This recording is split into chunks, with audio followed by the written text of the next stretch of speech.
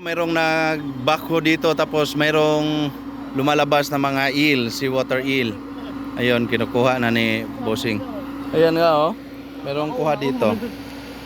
Napakasimpleng buhay dito. Ayan. Pagkain na yan. Grabe dito lang sa gilid ng ano. Kasi binabaklas, tinatanggal nila tong mga na.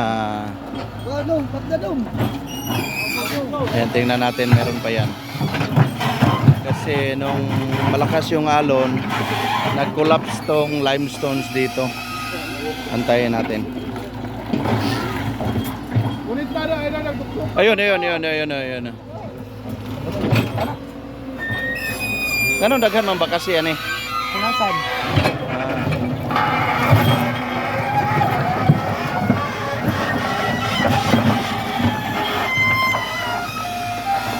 Nadala yan sa taas. Ayun na.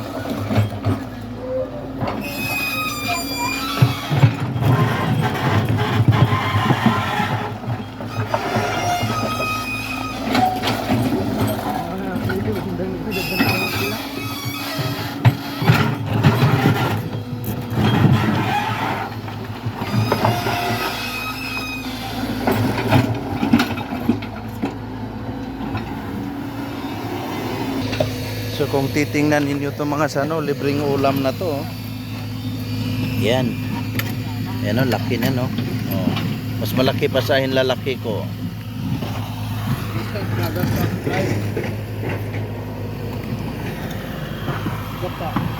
Ayun, paalis na yung bako. Hello. Wow.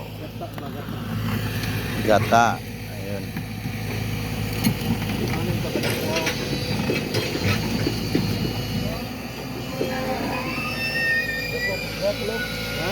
May mako. Padama?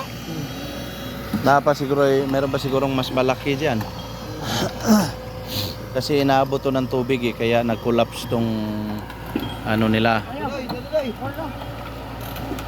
Tambak. So ayan mga sano, anong luto kaya to? Gata o tausyo? Siguro gata na lang, mas madali.